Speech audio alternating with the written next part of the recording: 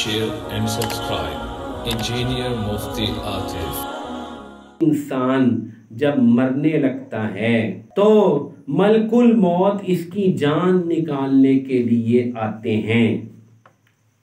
یہ وہ وقت ہوتا ہے جب اس کا تعلق دنیا سے کٹ جاتا ہے، اس کا کنیکشن دنیا کی تمام چیزوں سے ختم ہو جاتا ہے، چاہے وہ اس کی گاڑی ہو، اس کا گھر ہو، اس کی بیوی ہو، اس کی اولاد ہو، اس کے رشتہ دار ہوں، اس کے دوست ہوں، ان سب سے اس کا کنیکشن کٹ جاتا ہے۔ اور رسول اللہ صلی اللہ علیہ وسلم نے ارشاد فرمایا کہ جب بھی کسی آدمی کی موت کا وقت آتا ہے تو اس کو اس کا اصل گھر سامنے دکھلائی دینا شروع ہو جاتا ہے۔ اگر وہ جنتی ہوتا ہے تو اس کو اس کا گھر سامنے جنت کی صورت میں دکھلائی دینے لگتا ہے، اور اگر خدا نخواستہ وہ جہنمی ہوتا ہے، کافر فاسق و فاجر ہوتا ہے، بھڑکتی ہوئی آگ اس کو سامنے دکھلائی دینے لگتی ہے۔ اب کامیابی کا تصور بدل گیا۔ وہی شخص جو دنیاوی چیزوں کے لیے مر رہا تھا، جو ہی اس کا کنیکشن دنیا سے کٹا اور سامنے ملک الموت اور جنت اور دوزخ اور چیزیں نظر آنی شروع ہو گئیں، فوراً اس کے سارے کنسپٹ بدل گئے، اس کی نظر بدل گئی، اس کے زاویہ نظر بدل گیا۔ وہ جس حقیقت سے دنیا کو دیکھ رہا تھا وہ نظر ہی بدل گئی۔ دنیا کا دھوکہ جو آج تک اس کو دکھلائی نہیں دیا تھا، اب وہ دھوکہ اس کو دکھلائی دینے لگا۔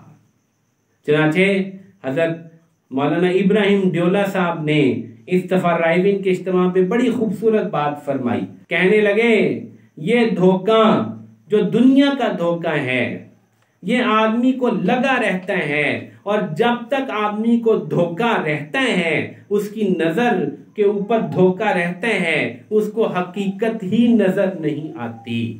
اور جس وقت موت کا وقت آتا ہے اور دھوکہ کھل جاتا ہے تو اب دھوکہ تو ختم ہو جاتا ہے، حسرت شروع ہو جاتی ہے۔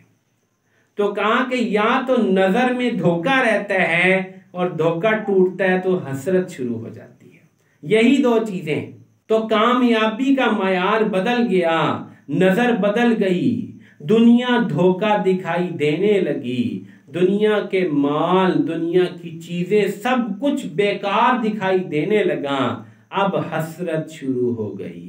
حضرت علی رضی اللہ عنہ کی طرف منسوب ہے یہ شعر کہ ان کے اوپر سکرات الموت کا وقت آن پہنچا، ان کی آنکھیں پھر گئیں، ان کا رنگ بدل گیا۔ وجاءتہم سکرۃ الموت وحسرۃ الفوت، ان پہ دو چیزیں جمع ہو گئیں، ایک تو موت کی سختی اور تنگی آ گئی، اور دوسرا حسرت الفوت، جو نیک اعمال کر کے کامیابی حاصل کرنی تھی اس کے ہاتھ سے نکل جانے کی حسرتیں شروع ہو گئی۔ اس لیے میرے بھائیوں، قرآن اللہ تعالیٰ کی وہ کتاب ہے جو ہدایت کے لیے نازل ہوئی، وہ اس دھوکے کی، اس دھوکے کے کامیابی کی، کامیابیوں پہ کامیابیاں جو سراسر دھوکہ ہیں، ان کی حقیقت کھول کھول کے بیان کرتا ہے۔ من کان یرید العاجلہ، جو عاجلہ چاہتا ہے، عاجلہ، دنیا کو کیا فرمائے؟ عاجلہ، عاجلہ اجلت سے ہے، جو جلدی مل جانے والی چیز چاہتا ہے، عجلنا لہ فیہا، ہم اسے جلدی ہی دے دیتے ہیں اس دنیا میں، ما نشاء، جتنا ہم چاہتے ہیں، لمن نرید، جس کو ہم چاہتے ہیں۔ عاجلہ ہر کوئی چاہتا ہے اور بہت زیادہ چاہتا ہے، اس کا پیٹ نہیں بھرتا، دھوکہ اتنا سخت ہے کہ دھوکہ ٹوٹتا نہیں۔ فلا تغرنکم الحیات الدنیا، دیکھو دنیا کی زندگی تمہیں دھوکے میں نہ ڈال دے، دھوکہ ختم نہیں ہوتا، عاجلہ کے پیچھے دوڑتے دوڑتے لوگ مر جاتے ہیں۔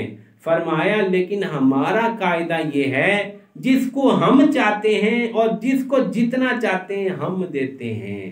ثم جعلنا له جہنم، اور پھر اس کو جہنم میں پھینک دیں گے کہ اس نے عاجلہ ہی کو مقصد بنا کر ساری دوڑ لگا دی. قل هل ننبئكم بالاخسرین اعمالا، کیا میں تمہیں بتلاؤں نہیں خسارے کے اعتبار سے سب سے زیادہ خسارے پانے والے لوگ کون ہیں؟ الذین ضل سعیہم فی الحیات الدنیا، جن کی ساری کوششیں دنیا میں گم ہو کر رہ گئیں. وہم یحسبون انہم یحسنون صنعا، اور وہ گمان کر رہے ہیں کہ وہ تو بہت اچھا کام کر رہے ہیں، وہ تو بہت کامیاب ہیں، وہ تو بہت سمجھدار ہیں. آج سمجھداری کا معیار یہی ہے نا. ہم خود دیکھ لیں ہم کس بندے کو سمجھدار اور ہوشیار اور ذہین سمجھتے ہیں، کس نوجوان کو، کس عورت کو؟ وہی جو اچھی ڈگری کر لے، اچھا مکان بنا لے، اچھی جگہ جس کو نوکری مل گئی، اچھی جگہ جس کو رشتہ مل گیا، ہم سمجھتے ہیں کامیاب ہے، لباس اچھا ہے، اس کے پاس مال و دولت ہے، اس کے پاس سٹیٹس ہے، یہ کامیاب ہے. تو میرے بھائیوں، اللہ تعالیٰ فرما رہے ہیں جس نے عاجلہ کو مقصد بنایا اور عاجلہ کے پیچھے دوڑتا رہا تو ہم اس کو عاجلہ یعنی دنیا تو ضرور دے دیں گے جتنی ہم چاہیں گے، جس کو ہم چاہیں گے ہم دے دیں گے، لیکن پھر بعد میں سوائے حسرتوں کے، سوائے ناکامی کے کچھ بھی نہیں. یوم یتذکر الانسان ما سعی، انسان یاد کرے گا کہ وہ کرتا کیا رہا. یقول یا لیتنی قدمت لحیاتی، وہ کہے گا آئے کاش میں آخرت کے لیے بھی کچھ کر لیتا. دھوکہ کھل گیا، حسرتیں شروع ہو گئیں.